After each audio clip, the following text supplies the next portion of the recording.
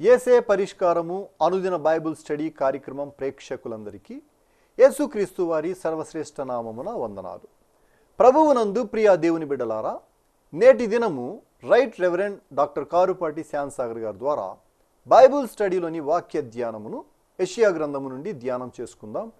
మీరందరూ బైబిల్తోనూ నోట్బుక్తోనూ సిద్ధపడి ఉంటే రైట్ రెవరెండ్ డాక్టర్ కారుపాటి శ్యాన్సాగర్ గారు ప్రార్థన చేసి ఈ దినపు వాక్య పరిచర్య చేస్తారు. ప్రభువునందు ప్రియ దేవుని బిడ్డలారా, నేటి వాక్య ధ్యానం కొరకు సహకారాన్ని ఇస్తున్న కుటుంబం చింతలపూడి వాస్తవ్యులు జి విజయ సారథి గారు, బిఎస్ఎన్ఎల్, శ్రీమతి ఉమ గారు, కుమార్తెలు రేణుకరాణి గారు, పుష్ప గారు, అల్లుడు అనిల్ సహకారం ఇస్తున్నారు. సోదరులు విజయ సారథి గారికి, శ్రీమతి ఉమా గారికి ధన్యవాదాలు. రేణుకారాణి, పుష్ప, అనిల్ గారులకు కృతజ్ఞతలు. ప్రభువు ఈ కుటుంబాన్ని దీవించునుగాక. రేపటి నుండి మాసము అంతము వరకు ఎపిసోడ్ సహకారులు లేరు. ప్రభువు అనుగ్రహించేట్లు ప్రార్థిద్దాం. ఏనాటి సహకారం ఆనాడే వస్తోంది, దేవుని కృప. కనుక ఏ రోజు రికార్డింగ్ ఇంచుమించుగా ఆ రోజే చేస్తున్నాము. మీ కుటుంబ పక్షంగా ఎపిసోడ్ నిర్వహించాలని మీరు ఆశిస్తే కార్యాలయాన్ని సంప్రదించండి. ప్రార్థన చేద్దాం. వాక్య ధ్యానం కొరకు ప్రార్థించుకుందాం.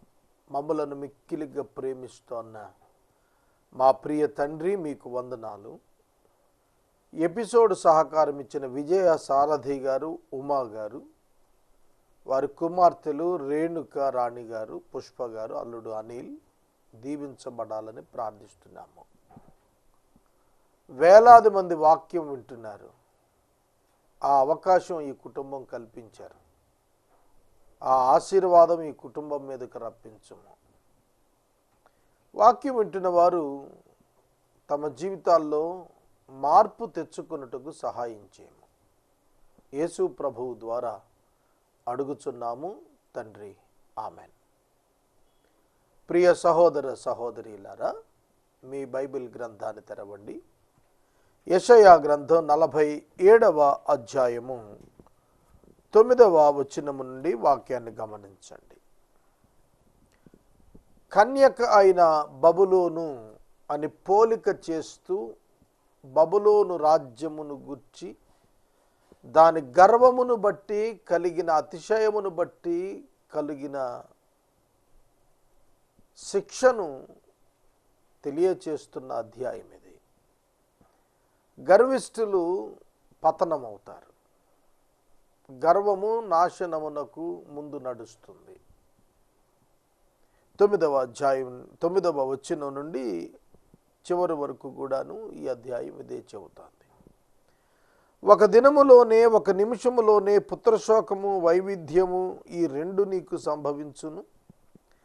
నీవు అధికముగా శకునము చూచినను, అత్యధికమైన కర్ణపిశాచ తంత్రములను నీవు ఆధారము చేసుకునినను, ఆ అపాయములు నీ మీదకి సంపూర్తిగా వచ్చును.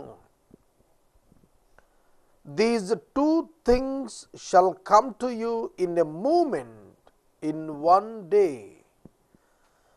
The loss of children and widowhood shall come upon you in full measure. In spite of your many sorceries and the great power of your enchantments. అపాయము నీ మీదకు సంపూర్తిగా వచ్చును. బబులోను, నీవు శకునములు అధికంగా చూచిన, అత్యధికంగా కర్ణపిశాచ తంత్రాలను నీవు ఆధారం చేసుకున్నా కూడా నీ మీదకు నాశనము, సంపూర్తిగా అపాయము వచ్చును. చాలామంది ఈ దినాల్లో వాస్తు, జాతకాలు, గ్రహాలు ఇవన్నీ నమ్ముతున్నారు. దేవుణ్ణి నమ్మాలి. దేవుణ్ణి నమ్మాలి. దేవుని శక్తి ఎదుట ఏ శక్తి పనిచేయదు. దేవుని విశ్వసించలేకపోయిన వారికి ఫాలెన్ ఏంజల్స్, పడద్రోయబడిన దేవదూతలు వశం చేసుకుని ఇట్లాంటి బలహీనతలు కలిగిస్తాయి. చూడండి, ఇంకా క్రైస్తవులు విగ్రహారాధిత సంబంధితమైన ఆచారాలు అలవాట్లలోనే కొట్టుమిట్టాడుతున్నారు. శకునాలు చూచుట, మంచి శకునం, చెడు శకునం. అలాగే కర్ణపిశాచి, మాంత్రిక తాంత్రిక శక్తులను ఆశ్రయించుట. ఈ విధమైనవి మీ మానసిక బలహీనత మీద తెలివితేటలు ఉన్నవాడు ఆడుకోవటమే తప్ప ఇవేవి కూడా మిమ్మల్ని రక్షించవు. బబులోను దేశమున కర్ణపిశాచి తంత్రాలు అత్యధికం. ఇప్పటికీ చాలామంది ప్రజలు ఈ భూత వైద్యాలను ఆశ్రయిస్తున్నారు. దేవుణ్ణి ఆశ్రయించాలి, భూతాలను ఆశ్రయించటానికి లేదు. విజయవాడ 1 టౌన్లో చిట్టినగర్ పోయే మార్గంలో ఒక పెద్ద షాప్ ఉంది. ఇచ్చట భూత వైద్యం చేయబడును అని ఒక పెద్ద బోర్డు ఉంటుంది. ఒక రోజున నేను అక్కడ కూర్చుని అడిగాను, అబ్బాయి ఏమిటి ఇందులో ఏముంటుందంటే తాయెత్తు కడతామన్నాడు. ఆ దానిలో ఒక కాగితం పెడతాడట, నేను నీ దాసుడును అని చెప్పి ఒక పేపర్ మీద రాసి అది పెట్టి అది క్లోజ్ చేసి చేతికి కడతాడట. ఓ దురాత్మ, నేను నీకు దాసుడును అని ప్రకటించుకోవటం. చూడండి, ఆ తాయెత్తు కడితే దెయ్యాలు పోతాయట. భూత వైద్యం అంటే పెద్ద భూతం వచ్చి చిన్న భూతాన్ని తరివేస్తుందని చెప్పాడు. ఎంత అవివేకం! భూతం ఏమిటి, తరివేయటం ఏమిటి? అపవిత్రాత్మలు ఎవరి మీద ఆధిపత్యం చూపిస్తాయి? అవిశ్వాసుల మీద. కనుక విశ్వాసి ఎన్నడూ దాన్ని ఆశ్రయించకూడదు. సౌలు పరిపాలన చేస్తున్నప్పుడు కర్ణపిశాచి కలిగిన వారిని చంపేయమని చెప్పాడు దేవుడు. ఎందుకంటే వాళ్ళు ప్రజలను దేవుని నుండి దెయ్యాలను పూజించటానికి మారుస్తారు. కోళ్లను కొయ్యటం, ముగ్గులు వేసి నిమ్మకాయలు విసరటం, ఎండుమిరపకాయలు మంత్రించి వేసినట్టుగా వేయటం, కోడిగుడ్డు సొన రోడ్డు మీద బారేయటం, ఇట్లాంటివన్నీ కూడా చాలాసార్లు చూశాను నేను. వెంట్రుకలు వదలొద్దు అంటారు, వెంట్రుకలు తీసుకెళ్ళి చేతబళ్ళు చేస్తారన్నారు. ఎవరైనా ఉంటే రండి, నా వెంట్రుకలు, తల వెంట్రుకలు కట్ చేసినవన్నీ ప్యాకెట్ కట్టిస్తాను, చేతనైంది చేద్దురు. ఏం కాదు అవి. విశ్వాసి మీద దురాత్మల యొక్క ప్రభావం ఉండదు. ఇది విశ్వాసులు తెలుసుకోవాలి. వాస్తు దిక్పాలికులు, దిక్కుల మీద అధిపతులు, పరిస్థితులు అని చెప్పి బెదిరిస్తున్నారు. TV9 వాళ్ళు వాస్తు వెనుకబాటుతనం, మూఢనమ్మకాలు తొలగించండి అని మీడియా వాళ్ళు చాలా చక్కటి ప్రచారం ఇస్తున్నారు. అభినందిస్తున్నారు వాళ్ళని. సోదరుడా, సోదరి, ఏ దేశంలోనూ లేదు, మన దేశంలోని మరి అన్ని దరిద్రాలు ఇక్కడే ఉన్నాయి. మన దేశంలో ఉన్నటువంటి కరప్షన్, మన దేశంలో ఉన్నటువంటి టెర్రరిజం, నక్సలిజం, ఉమెన్ ట్రాఫికింగ్ ఎన్ని ఉన్నాయి మన దేశంలో. ఎంతో వాస్తు పాటిస్తున్నారు. విద్య లేకపోవటం వల్ల ఇట్లాంటి వెనుకబాటుతనానికి వెళుతున్నారనేది మేధావులు చెబుతున్నారు. ఒక సేవకునిగా నేను చెబుతున్నాను, దేవుని యందు భయభక్తులు, విశ్వాసం లేకపోవటం వల్ల ఇలాంటి వానికి బానిసలు అవుతారు. వాక్యంలో చాలా తేటగా రాశాడు, నీవు శకునాన్ని అత్యధికంగా చూచినా అది నిన్ను రక్షించలేదు. Devil how can save a man from the God's wrath. దేవుని యొక్క ఉగ్రత నుండి సాతాను ఎట్లా విడిపిస్తాడండి? ఇది భ్రమపరిచే దురాత్మ యొక్క పని. కర్ణపిశాచములను ఆశ్రయించవద్దు, సోదెగాండ్రను ఆశ్రయించవద్దు, భవిష్యత్తు చెబుతా ఉన్న వాళ్ళను ఆశ్రయించవద్దు. భవిష్యత్తు ఎవడికి తెలియదు. చెబుతానన్నవాడు భవిష్యత్తు అతడికి తెలుసా? తెలీదు.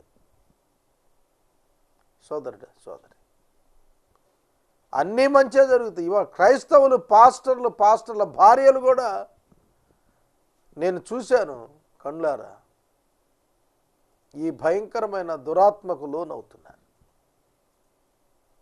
సోదరుడా, సోదరి, సంఘాలు చర్చెస్ కూడా వాస్తు ప్రకారం కడుతున్నాయి చూశాను నేను.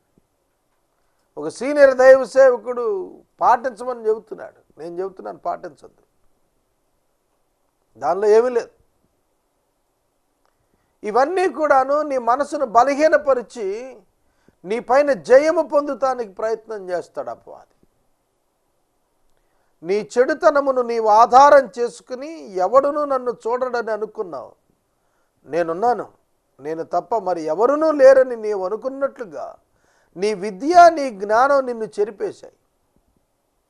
విద్యా జ్ఞానం బాగు చేస్తాయి అని అంటాం కదా, కానీ విద్యా జ్ఞానం చెరిపాయి అన్నాడంటే ఆధ్యాత్మిక స్థితిని నీ కల్దీయుల విద్య, కల్దీయుల యొక్క జ్ఞానం చెరిపేశాయి. కల్దీయుల యొక్క విద్య, కల్దీయుల జ్ఞానం అన్నప్పుడు నెబుకద్నెజరుకు దర్శనం వచ్చింది. ఆ దర్శనం వచ్చినప్పుడు అతడు మాంత్రికులందరినీ పిలుచుకున్నాడు. వాళ్ళు ఏం చెప్పలేకపోయారు. దేవతల ఆత్మ కలిగిన వాడైన దానియేలు మాత్రమే దానికి జవాబు చెప్పగలిగాడు.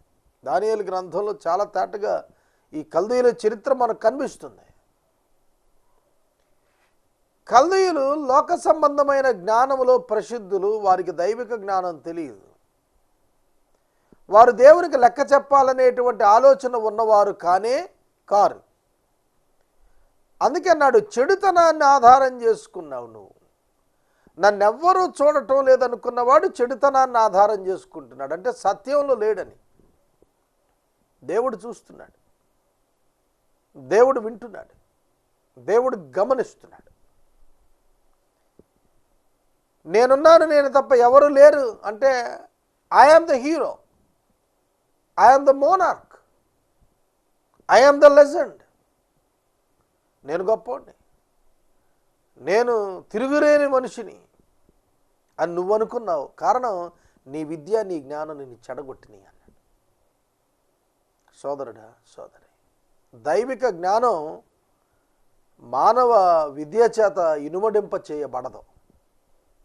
It cannot help you to understand the wisdom of divinity. దైవ జ్ఞానాన్ని తెలుసుకోవటానికి భౌతిక జ్ఞానాలు నీకు ఉపకరించవు. మ్యాథమెటిక్స్లో, ఫిజిక్స్లో, కెమిస్ట్రీలో నీకు 100కి 99 మార్కులు వచ్చాయి కదా అని చెప్పి స్పిరిచువల్ లైఫ్ అర్థం అవటానికి చేత కాదు, అర్థం కాదు. ఆత్మ సంబంధమైన జ్ఞానము దైవ వాక్యాన్ని పఠించటం వల్ల, దేవుని యందు విశ్వాసముతో లోబడుట వలన కలుగుతుంది. కనుక విశ్వాసం వలన, వాక్యాన్ని ధ్యానించటం వల్ల జ్ఞానం వస్తుంది. ఆ జ్ఞానము చేత మనం దీనులమని తెలుసుకుంటాం. కానీ బబులోను జ్ఞానం ఉందే, అది గర్విష్ఠులను చేస్తుంది. చూడండి, కొందరు తమ అధిక విద్య చేత గర్వాన్ని పొందుతారు. ఒక ఆయన ఉన్నాడు, చాలా డిగ్రీలు సంపాదించాడు, చాలా సంతోషం. ఆయన డిగ్రీలు సంపాదించి దీనుడైతే ఇంకా సంతోషం. కానీ అలా అవలేదు. మిగిలిన వారిని తోలనాటం మొదలుపెట్టాడు. మీరేం చదివారు, మీకేం తెలుసు అన్నాడు. అతని విద్య అతనికి ఉపయోగపడలేదు. అతడు పాపాన్ని జయించలేకపోయాడు. పాపం అతన్ని మరణానికి అప్పగించింది. ఏమిటి ప్రయోజనం? నా అంతటి వాడు లేడనుకునే వాళ్ళు ఎక్కువ మంది అయిపోయారు. సెల్ఫ్ సెంటర్డ్ లైఫ్, నేను అనేటువంటి గర్వం మనల్ని పాడు చేస్తుంది. అదే గర్వమే అజ్ఞానం. లోక సంబంధమైన విద్య చేత, జ్ఞానం చేత నేను అనే అహం పెరిగితే నువ్వు అజ్ఞానంలోకి వెళ్ళిన వాడు అవుతావు, జ్ఞానివి కాలేవు. చూడండి, ఒక భయంకరమైనటువంటి చర్చ నిన్న లోక్సభలో జరిగింది. రామ్దేవ్ బాబా గారి పుత్ర జీవన్ అనేటువంటి ఒక మెడిసిన్ మీద చాలా రాష్ట్ర వ్యాప్తంగా దేశవ్యాప్తంగా గలాట వచ్చింది. ఎందుకు వచ్చింది అది? అది ఔషధం పేరు మొక్క పేరు అని తప్పించుకోవడానికి చూశాడు. ఔషధం పేరు అయినప్పుడు మరలా ఇవాళ పేపర్ స్టేట్మెంట్లో చదివాను నేను, ఈ క్రింద రాస్తాం ఆడపిల్లలను మగపిల్లలను పుట్టించడానికి ఈ మందుకి ఏ సంబంధం లేదని రాస్తాం అన్నాడు. అర్థమవుతుందా? అంటే మనుషులు ఎప్పుడు కూడా తమ జ్ఞానం పెరిగిపోయేటప్పటికి డిసీవింగ్, మోసం చేయటానికి అలవాటు పడతారు. ఇందులో మోసపుచ్చింది ఏమి లేదు అన్నాడు ఆయన. మోసపుచ్చింది లేకపోవటం అనగానే దాని కొరకు పరిగెత్తుతున్న ప్రజలు ఉన్నారని పబ్లిక్లో చెబుతున్నారు, కానీ నేను మోసం చేయట్లేదు అంటున్నాడు. నేను టీవీలో చర్చ విన్నాను, ఇదే బబులోని జ్ఞానం. Deceiving others by our worldly knowledge. ఇతరులను మోసం చేసేది జ్ఞానం ఎందుకు అవుతుందండి? అజ్ఞానం. అది జ్ఞానం కాదు, అజ్ఞానం. ఇతరులను బాగు చేసేది జ్ఞానం. ఇతరులను బురిడి కొట్టించేది లోక జ్ఞానం. యాకోబు లోక జ్ఞానం చేత బురిడి కొట్టించాడు అన్నగారిని, తండ్రిని, మామగారిని. కానీ ఎవరు ఫూల్ అయ్యారు? యాకోబే ఫూల్ అయ్యాడు. అర్థమైందా? ఎవరు పాపాన్ని ఒప్పుకొని పశ్చాత్తాపడి పాపాన్ని విడిచిపెట్టి సమాధానపడతారో వాళ్ళు జ్ఞానం గలవాళ్ళు. యాకోబు తన పాపాన్ని ఒప్పుకున్నాడు. దేవా, నేను యాకోబుని ఒప్పుకున్నాడు. మోసగాడినయ్యా నేను, ఐఎమ్ ద గ్రాబర్, నేను లాక్కున్నాను దీవెనల కోసం. నాకు అర్థమైంది నేను జ్ఞానం కలిగిన వాడిని కాదు, నేను దీవెన పొందలేకపోయాను. లోక జ్ఞానం చేత దీవెన పొందొచ్చు అని అనుకుంటున్న వారికి దేవుని వాక్యం హెచ్చరికిస్తుంది. నీ విద్య, నీ జ్ఞానం నిన్ను పక్కదారి పట్టించాయి, నిన్ను చెరిపేసి. కీడు నీ మీదకి వచ్చును, నీవు మంత్రించి దాన్ని పోగొట్టజాలవు. నీ కీడు నీ మీద పడును, దాన్ని నీవు నివారింపలేవు. నీకు తెలియని నాశనం నీ మీదకి అకస్మాత్తుగా వస్తుంది. మంత్రాలు ఇవాళ ఎంతమంది నమ్ముతున్నారు? అమాయక ప్రజలు ఎంతమంది నమ్ముతున్నారు? మన దేశం విచిత్రం. ఐఏఎస్లు ఐపీఎస్లు కూడా మోసం చేసే బాబాల చేతుల్లో, మోసం చేసే మాంత్రికుల చేతుల్లో, జ్యోతిష్కుల చేతుల్లో మోసపోతున్నారు. టాప్ లీడర్స్, లోకంలో చాలా ప్రసిద్ధిగాంచిన వాళ్ళు కూడా ఈ భక్తి ముసుగులో వస్తున్న అపవిత్ర కార్యాలకు లోబడిపోతున్నారు. వాక్యం చెబుతోంది, కీడు నీ మీదకి వస్తుంది. దెయ్యాలను ఆశ్రయించిన కల్దీయులారా, కీడు మీ మీదకి వస్తుంది. శకునాన్ని ఆశ్రయించిన వారులారా, కర్ణ పిశాచిని ఆశ్రయించిన వారులారా, కీడు మీ మీదకి వస్తుంది. నువ్వు మంత్రాలు వేసుకుని దాన్ని పోగొట్టుకోలేవు, అది సాధ్యం అవ్వదు.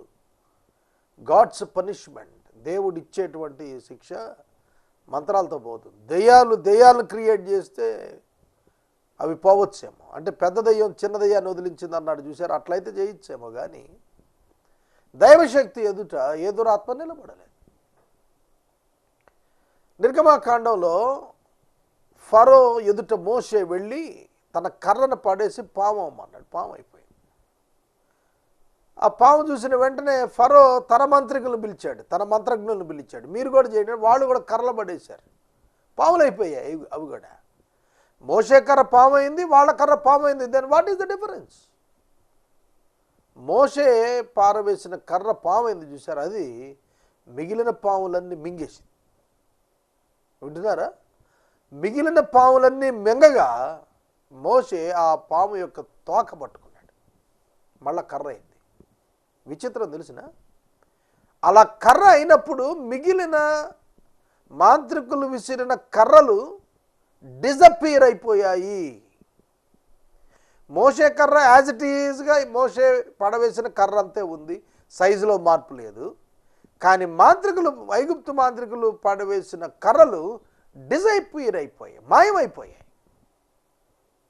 అక్కడ వాళ్ళే ఒప్పుకున్నారు, ఇది దేవుని శక్తి, దీని ఎదుట గారడీలు ఇవి పనిచేయవు, మాంత్రిక విద్యలు ఇవి పనిచేయవు అని వాళ్ళు ఒప్పుకొని వెళ్ళిపోయారు.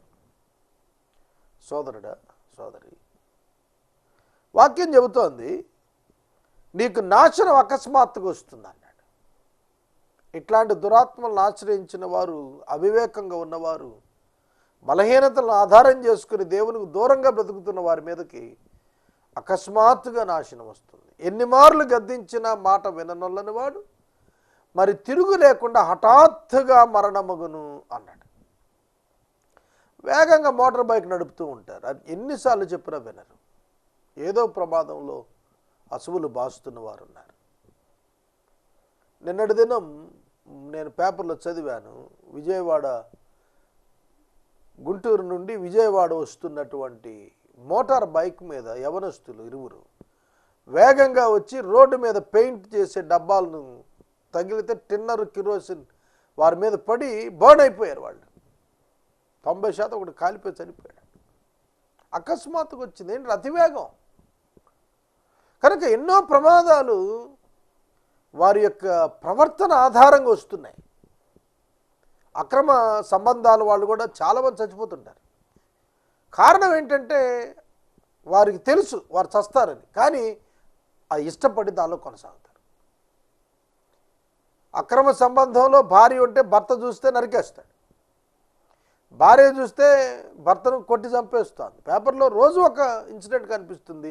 అయినా కూడా అక్రమ సంబంధాలు ఇంకా మానటం లేదు.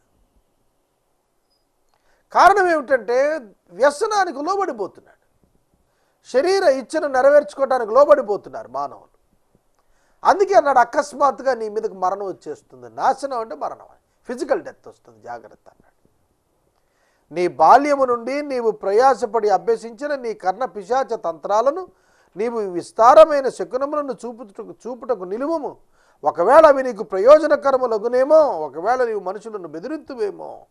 నీ విస్తారమైన యోచన వల్ల నీవు అలసి ఉన్నావు. జ్యోతిష్కులు, నక్షత్ర సూచకులు, మాసచర్య చెప్పువారు నిలబడి నీ మీదకు వచ్చునని, రాకుండా నిన్ను తప్పించి రక్షించుదురేమో ఆలోచించుము. వారు కొయ్య కాలువల వలె ఐరి అగ్ని వారిని కాల్చేస్తోంది. జ్వాల యొక్క బలము నుండి తాము తప్పించుకొనలేక ఉన్నారు. అది కాచుకొనుటకు నిప్పు కాదు, ఎదుట కూర్చుండి కాచుకొనదగినది కాదు. నీవెవరి కొరకు ప్రయాసపడి అలసితివో వారికి అలాగే జరుగుతున్నది. నీ బాల్యం మొదలుకొని నీతో వ్యాపారం చేయవారు తమ తమ చోట్లకు వెళ్ళిపోవచ్చున్నారు. నిన్ను రక్షించువాడు ఒక్కడైనను ఉండడు. దేశానికి చెబుతున్న జవాబు బాల్య దినముల నుండి అన్నాడు. దేశాన్ని ఒక చిన్న బిడ్డతో పోల్చి మాట్లాడుతున్నాడు. అంటే ప్రారంభం నుండి మీ కల్దీయ జాతికి అభ్యాసం లేదు దేవునికి లోబడటం. శకునాలు, జ్యోతిష్కులు, కర్ణ పిశాచాలు, నక్షత్ర సూచకులు, మాసచర్యలు చెప్పేవారు, వీరే మీ ప్రజలను రక్షిస్తారని మీరు అనుకుంటున్నారు.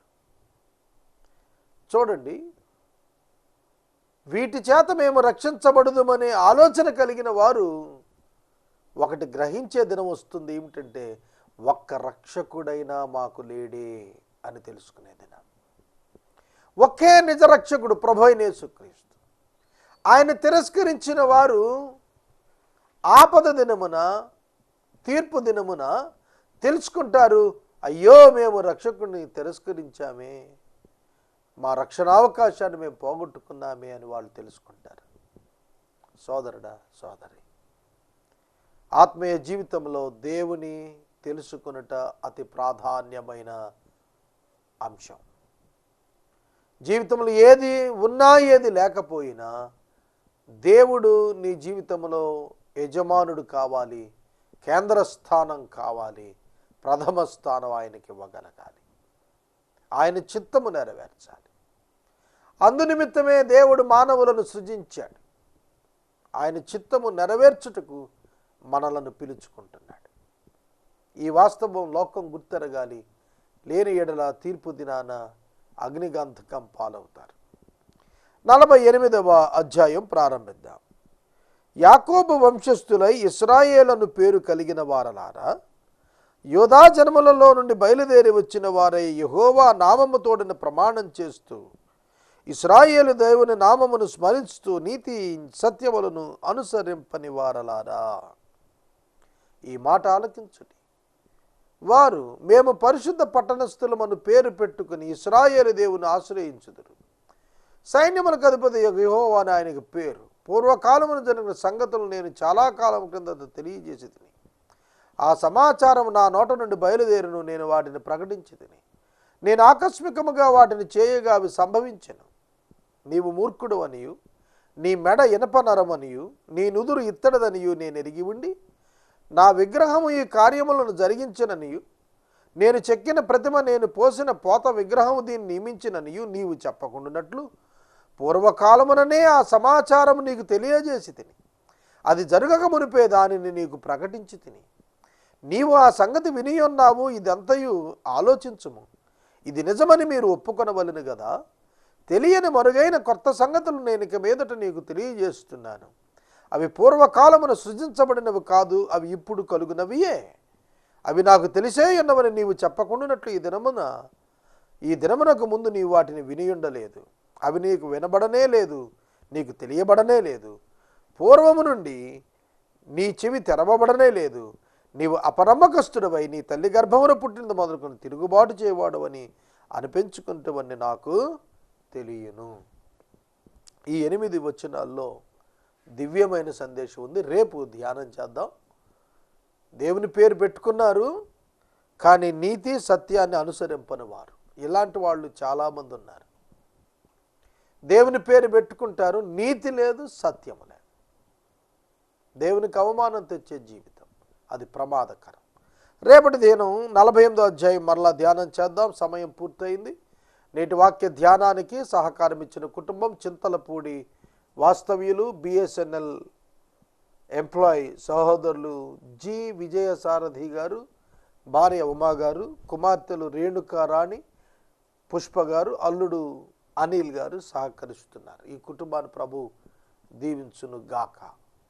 మనము ఇంతవరకు రైట్ రెవరెండ్ డాక్టర్ కారుపాటి శ్యామ్సాగర్ గారి ద్వారా బైబిల్ స్టడీలోని వాక్య ధ్యానమును యెషయా గ్రంథము నుండి ధ్యానం చేసుకున్నాం.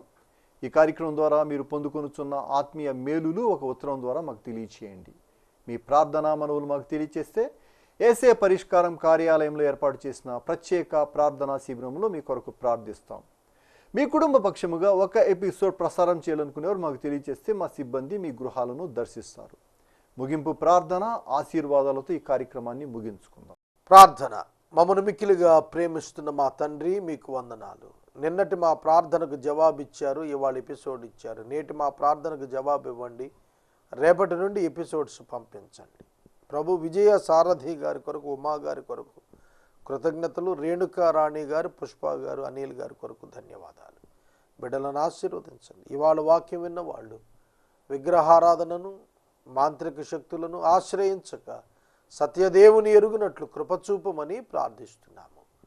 ప్రభు ఈ సమయంలో ఇంకా యేసుక్రీస్తుని అంగీకరించిన వారు అంగీకరించి రక్షించబడుటకు కృపచేయమని యేసు నామమున ప్రార్థిస్తున్నాము తండ్రి. ఆమెన్. మన తండ్రి అయిన దేవుని ప్రేమ, కుమారుడైన యేసుక్రీస్తు ప్రభువు వారి యొక్క కృప, పరిశుద్ధాత్మ దేవుని యొక్క అన్యోన్య సహవాసము సదాకాలం మనందరికీ తోడైయుండును గాక. ఆమెన్.